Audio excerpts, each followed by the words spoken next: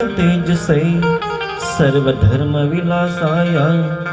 श्री साईनाथाय नमो नमः। ओम साईराम, जय माताजी। सौप्रथम तो અહીં ઉપસ્થિત સર્વ શ્રોતાગણને વંદન કરું છું। નામી અનામી બધા જ મહેમાનોને વંદન કરું છું અને વ્યાસપીઠ પર બિરાજમાન એવા અજયભાઈ પણ હું વંદન કરું છું, પ્રણામ કરું છું। સંગીત મિત્રનો પણ પ્રણામ કરું છું અને જે મારી પાસે શાસ્ત્રી આવ્યા છે એમને પણ પ્રણામ કરું છું અને જે અહીંનું મિત્ર મંડળ સાંઈ મિત્ર મંડળ ખૂબ ખૂબ અભિનંદન આપને કે જે આ પવિત્ર ભૂમિ પર જે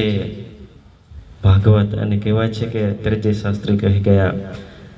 કે જ્યાં સુંદર સુગંધિત જે કહેવાય કે બાપુ દ્વારા જે આપને શબ્દ સંભળાઈ રહ્યા છે એનું પાન કરવાનું મળી રહ્યું છે, ખરેખર એક આનંદનો દિવસ છે। અને સાથે સાત દિવસ જ્યાં આ પવિત્ર ભૂમિ પર આ ભાગવતનું જે કહેવાય છે કે કથામૃત થતું રહેશે અને ખરેખર બધા જ ધન્યવાદને પાત્ર છે કે જે ભગવાનની જે ઈચ્છા હોય તો જ આ કાર્ય થાય છે અને ખરેખર જે બાબાના સાનિધ્યમાં અને બધા જ ભક્તોના કહેવાય છે કે હૃદયમાં વસનારા એવા પ્રભુ શ્રી કૃષ્ણ જે જ્યાં જ્યાં પણ આજે હું જોઉં છું, જેટલી પણ જગ્યા ગયા છે આ ડિસેમ્બર માસ આખો જ્યાં કહેવાય છે કે ગામે ગામ ભાગવત ચાલી રહ્યું છે અને ખરેખર આનંદ પણ એટલો થાય કે જે સમયથી કહેવાય છે કે પહેલાં બહુ ઓછું હતો કાર્યક્રમ, પણ હવે તો એવું કોઈ ગામ નથી કે જ્યાં આ ભાગવત ન ચાલતો હોય। અલગ અલગ પ્રકારના બધા જ ગ્રંથોનું કહેવાય છે કે અમૃત ચાલે છે ને જે કહેવાય છે કે મારું આવવાનું તો ખાસ વિચાર હતો જ કે ક્યારનો પણ જે હાલે જ જે વીરપુરી ગામે પણ 3 દિવસની સાંઈ કથા હતી અને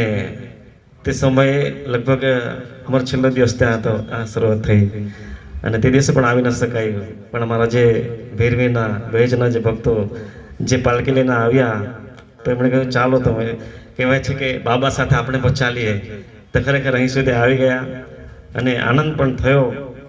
કે આવા ભક્તોના ખરેખર તમારા દર્શન પણ થયા અને જે એક આમંત્રણ માટે કે જે પ્રથમ વાર અમારો જે સ્નેહમિલન જેવું જ કહેવાય બાપુ સાથે જે પંચલાખ સાંઈથી પર થયું કે જે સમયે એ રીતે જ મને બોલાવવામાં સ્ટેજ પર બોલાવ્યા અને જ્યારે તે સમયે મને પણ એક ખુશી થઈ કે જ્યાં આજે બાપુ જે ભાગવતનું જે કથામૃત કરતા હતા તે સમયે મને પણ એ આનંદ થયો ને ખરેખર એ જે તારીખ બહુ જ સમય પહેલાં નિર્ધારિત હતી અને કહેવાય કે તે ઘડી આવી અને ત્યારે પણ મને આનંદ થયો અને ખરેખર આજે પણ એ જ આનંદ કે બીજી વાર પણ એમની સાથે અહીં મળ્યા અને હું પણ બધાને જે જ આમંત્રણ આપું કે જે 18 તારીખથી 24 ડિસેમ્બર જે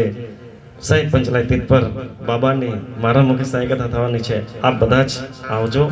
ઓમ સાંઈરામ, જય માતા।